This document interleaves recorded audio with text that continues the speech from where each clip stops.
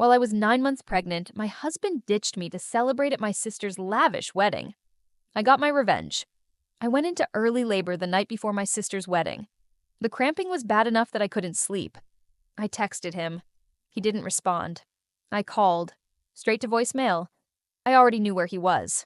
She'd posted pictures of him at the rehearsal dinner in that expensive beige suit he said we couldn't afford.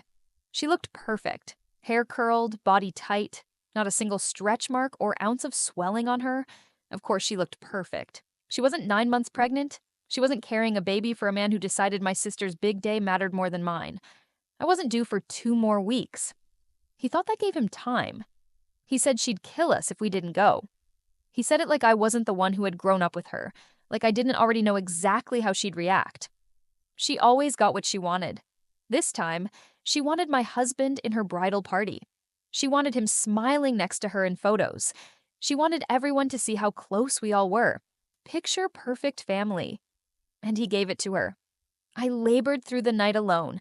I sat on the bathroom floor with a towel under me, counting the minutes between contractions. He called around 6 a.m. I let it ring.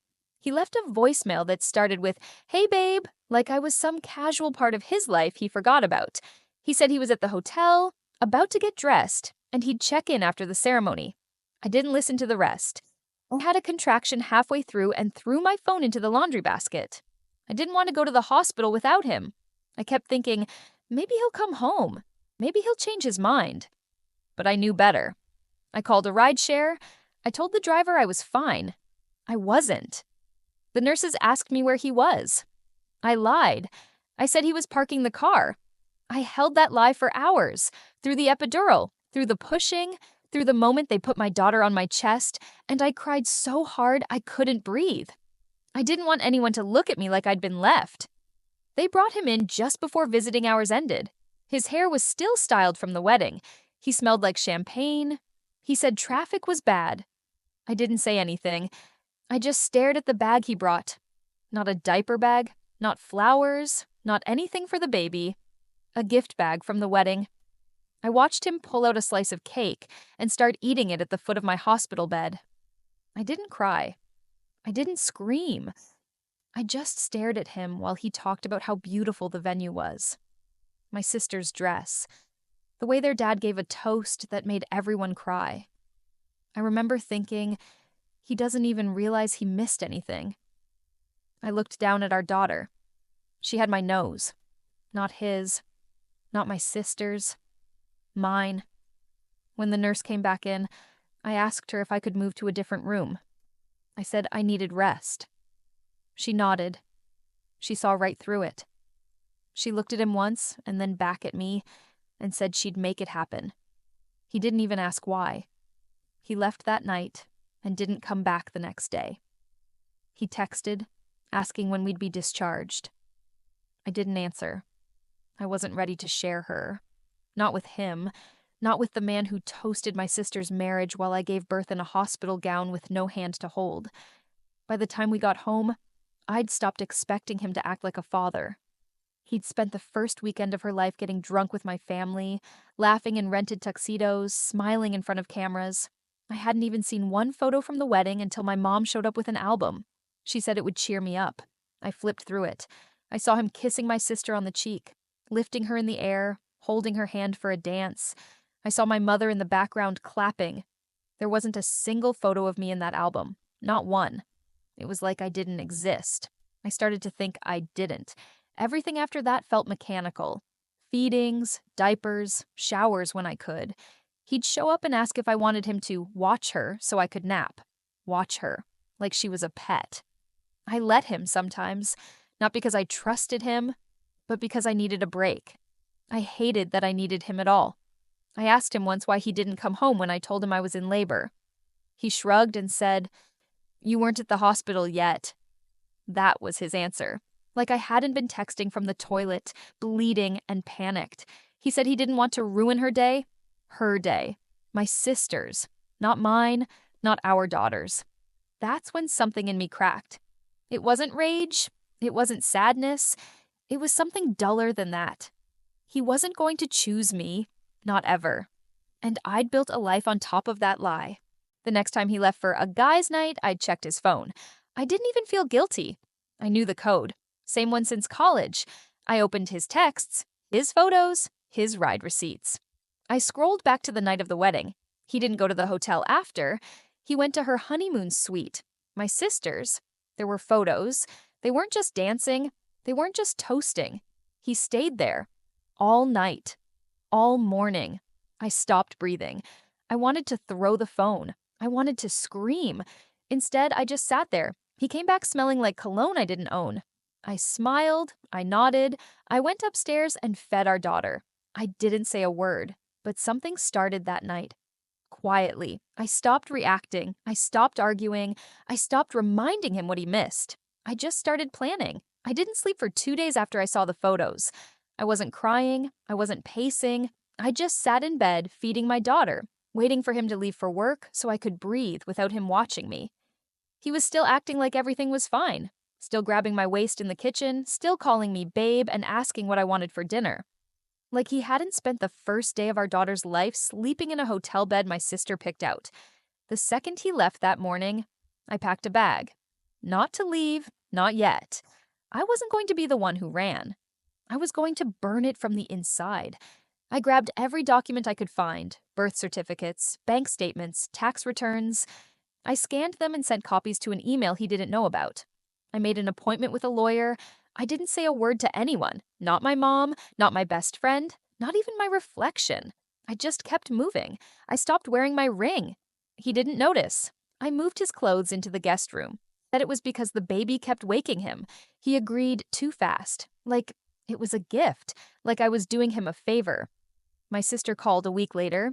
She wanted to come visit the baby. I said no. She laughed and said I was being overprotective.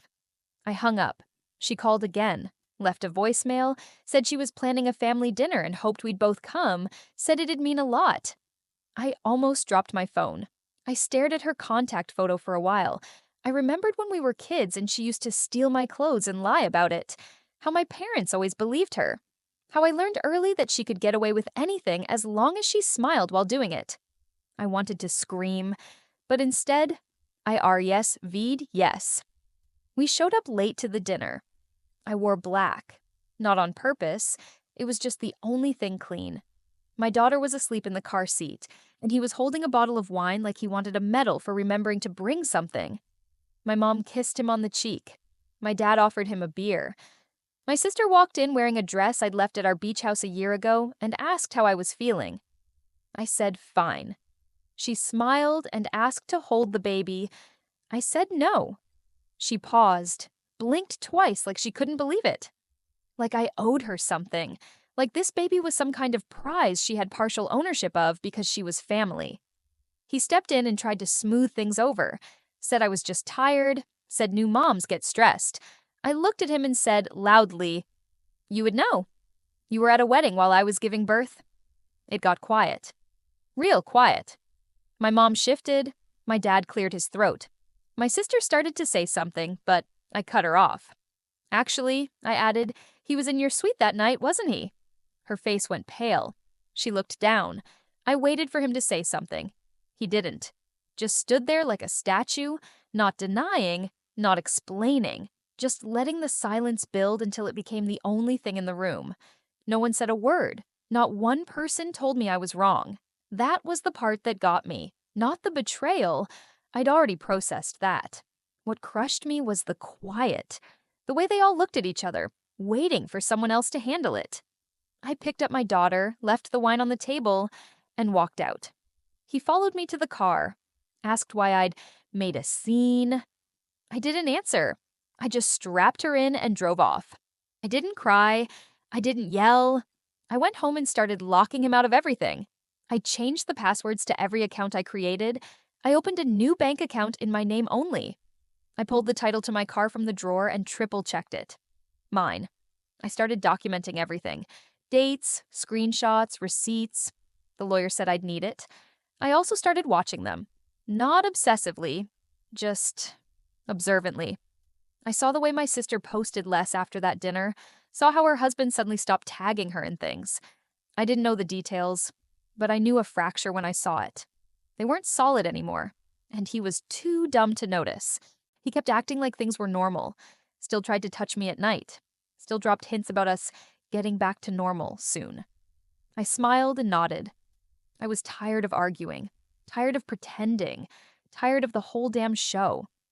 Then one night, I came home from a pediatric appointment and found him sitting on the couch, scrolling through my laptop. He said he'd seen some emails from a lawyer pop up on my notifications, asked if we were okay. I laughed. I didn't mean to. It just came out.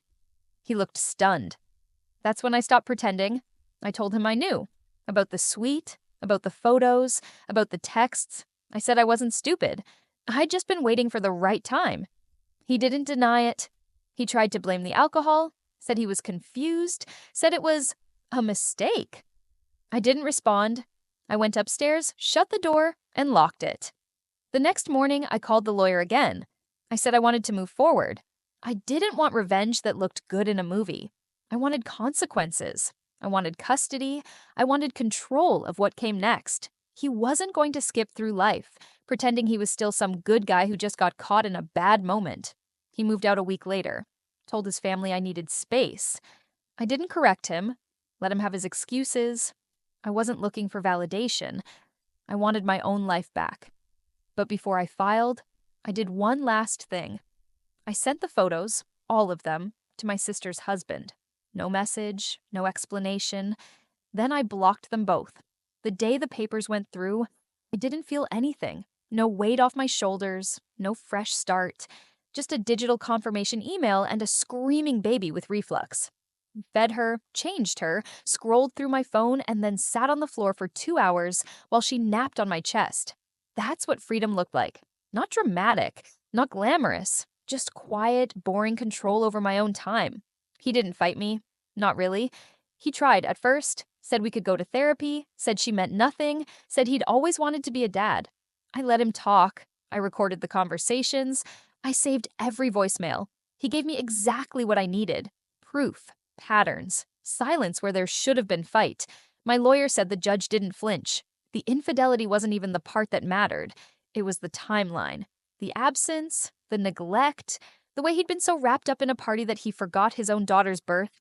No judge liked that story. I got primary custody. He got weekends under supervision at first. He called it unfair. I called it generous.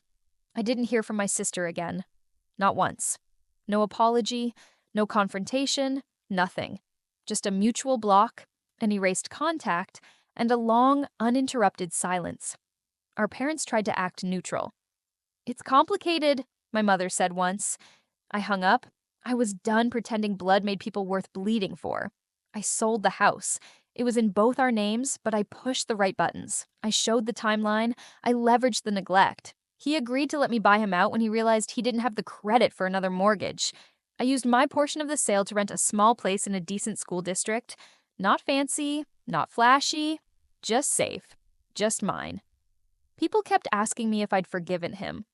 Like that was some kind of goal. Like forgiveness was currency I needed to spend to earn back my peace.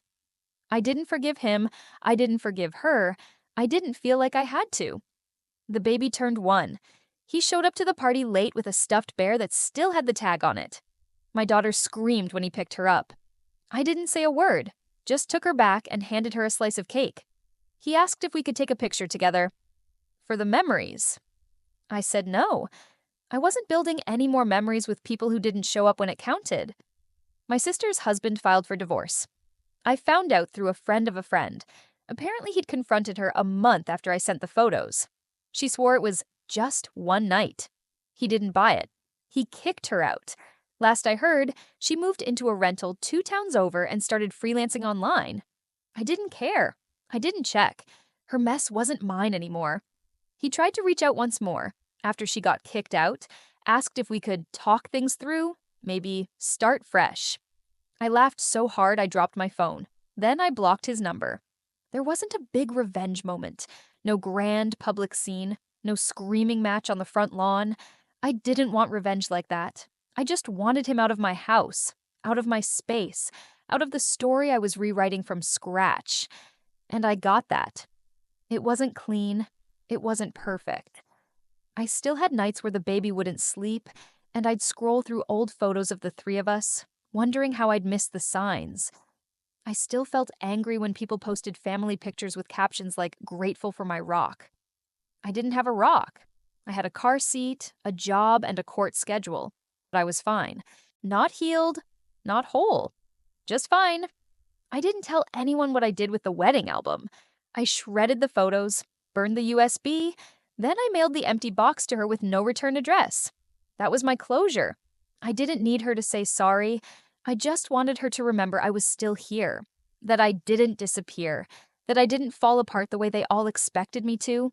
When I tucked my daughter in each night, I didn't think about the wedding anymore. I thought about the next daycare payment, about the freezer meals, about maybe getting back to the gym. Real things. Small things. Mine. If he wanted to pretend he lost a wife because of a mistake, fine. Let him. If she wanted to spin a story where she was the victim of a weak moment, fine. Let her.